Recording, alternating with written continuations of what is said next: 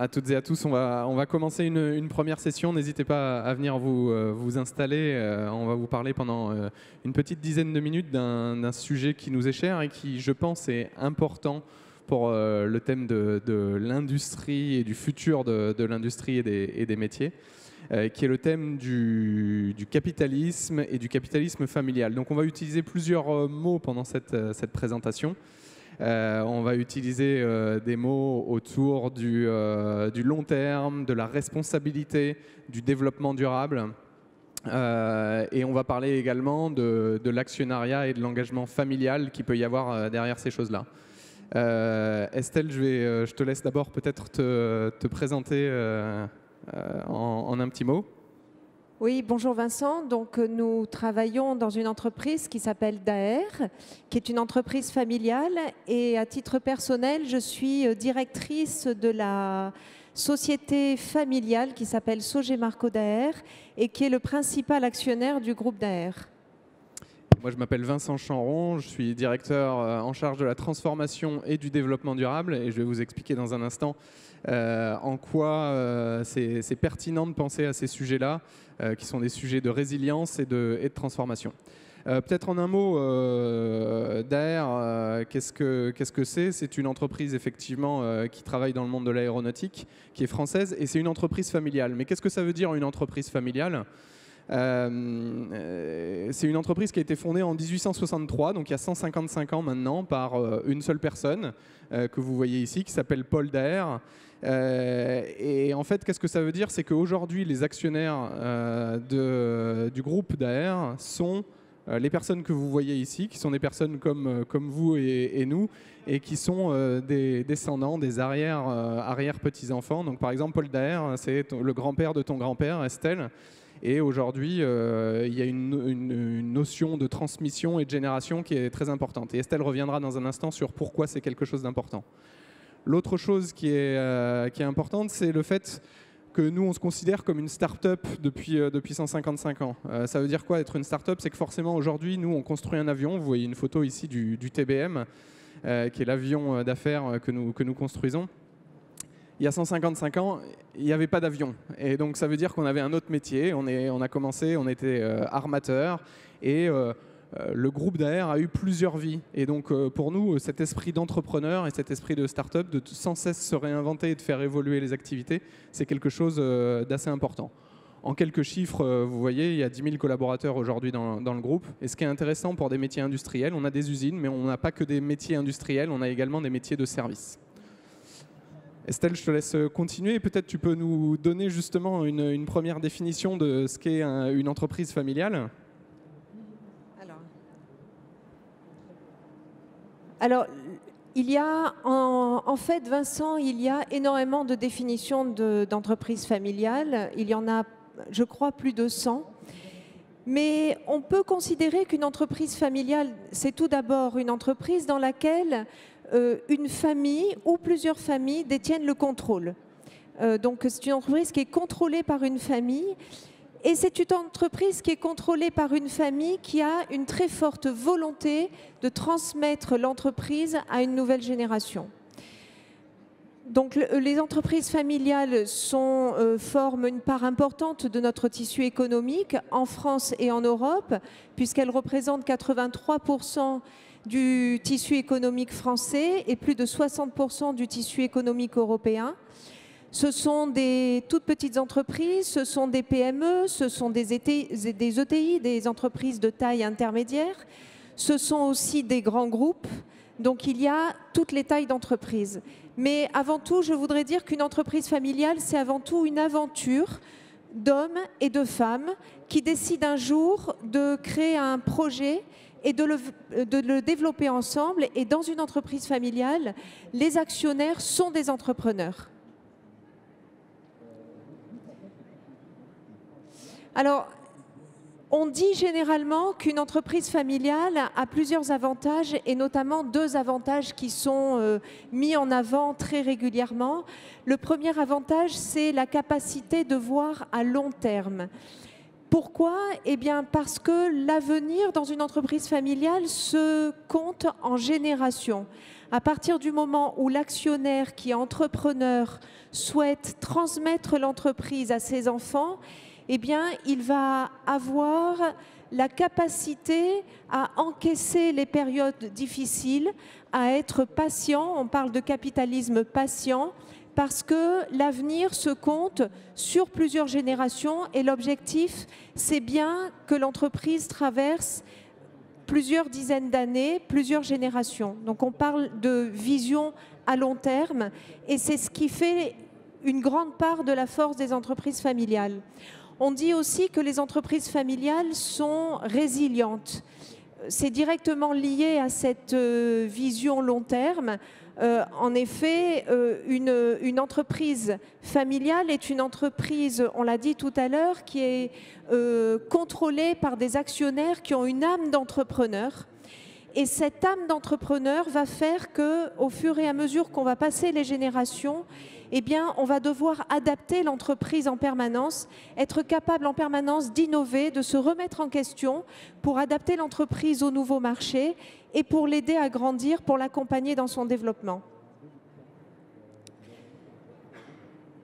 Alors, voilà, on parle de capitalisme patient, ça j'en ai déjà parlé, Vincent, donc je ne vais pas revenir là-dessus, mais c'est un des points forts de l'entreprise familiale, c'est cette capacité à attendre, à être patient, à passer les périodes de crise et ce regard porté par les actionnaires sur le développement de l'entreprise, sur la création de valeur, beaucoup plus que sur le dividende. Est-ce que du coup, par rapport à ces atouts, moi je comprends bien cette notion de, voilà, on est sur du long terme, et quand on parle d'industrie en général et de construire des usines, effectivement, il faut avoir cette stratégie et cette vision long terme. Mais est-ce que toutes les entreprises familiales ont cette vision long terme, et est-ce qu'il n'y a pas des conditions ou des prérequis pour pouvoir en bénéficier de ces atouts ? Alors absolument, le plus grand danger dans une entreprise familiale, ce serait le mélange des genres, puisqu'on comprend bien que le propre d'une entreprise familiale, c'est d'avoir trois niveaux d'implication dans l'entreprise. Vous avez tout d'abord le premier niveau qui est la famille qui va porter une certaine culture et des valeurs.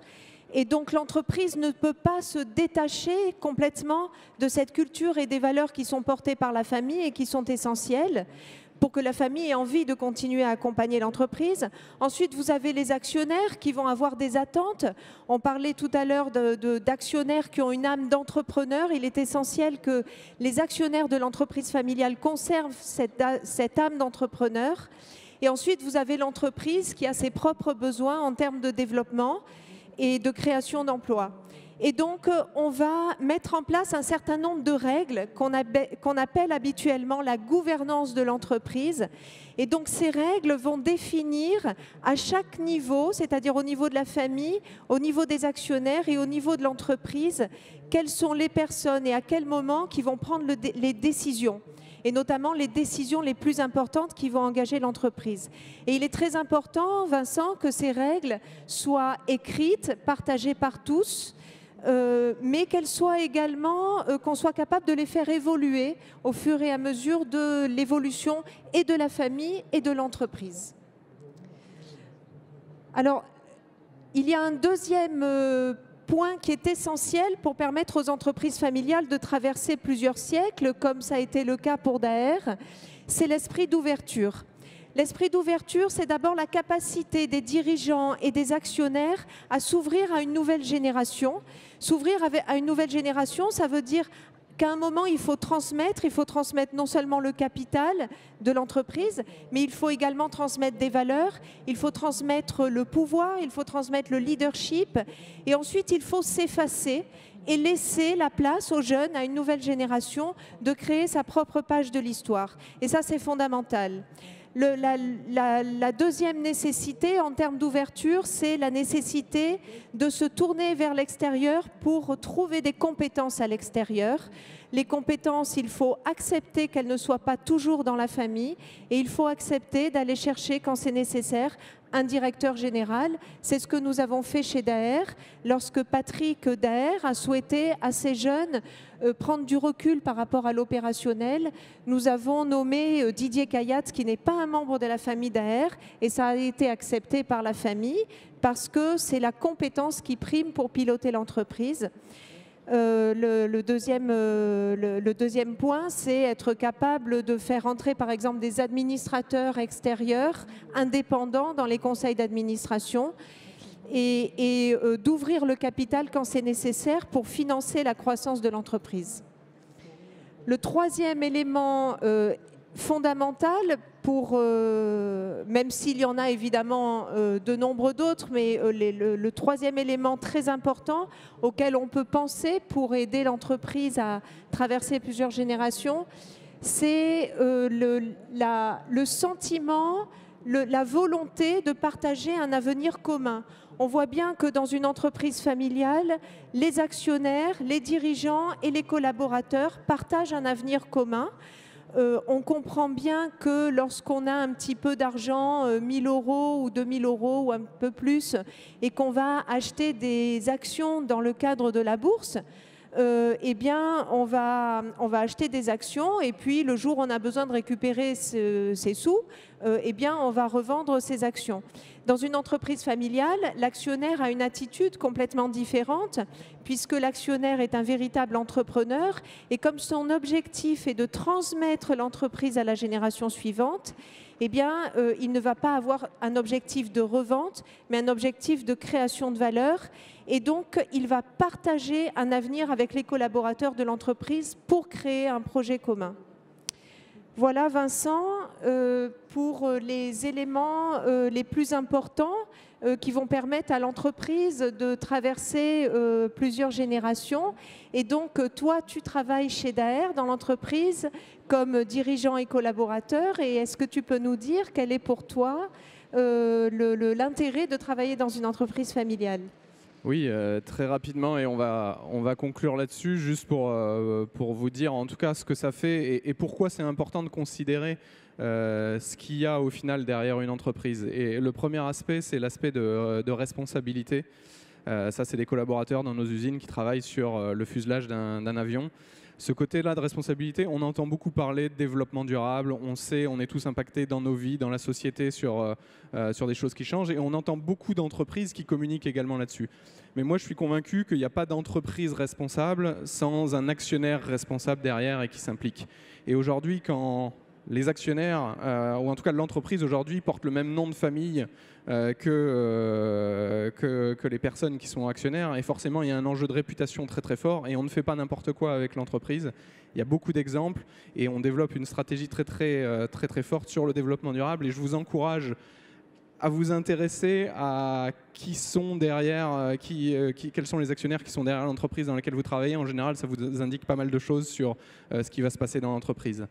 La deuxième chose, c'est le côté inclusif. Forcément, nous, quand on travaille dans une entreprise familiale, quand moi je vais voir les clients, nos clients, c'est Airbus, c'est Boeing, c'est des gens qui s'engagent sur le très long terme. La première fois qu'on va les voir, ils nous disent « Ah oui, derrière, bon, ok, mais on ne vous connaît pas bien. » Et quand on leur explique qu'on est là depuis 150 ans et qu'on est en train de préparer les 150 prochaines années, ils ont cette confiance et ils ont ce sentiment qu'on s'engage sur le long terme. Et c'est la même façon pour les fournisseurs ou l'ensemble des partenaires avec qui on travaille. Et donc ça, c'est un peu ça la nature de ce projet inclusif.